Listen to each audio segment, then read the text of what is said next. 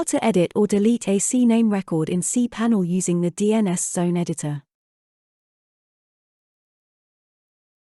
Log into your cPanel account and you will see this page.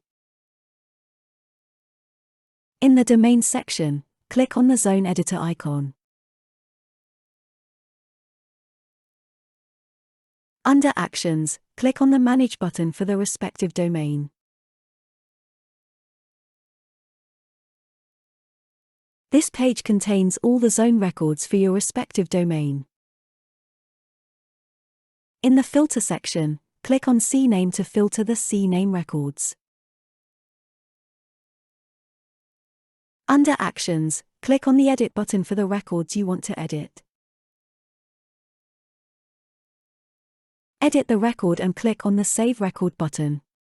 For example, here we have changed the record from wpengage.uk to engagebranding.uk.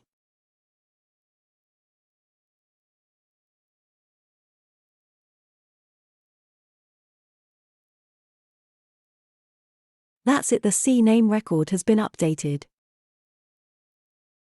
To delete a CNAME record, click on the Delete button under Action. Click on the Continue button.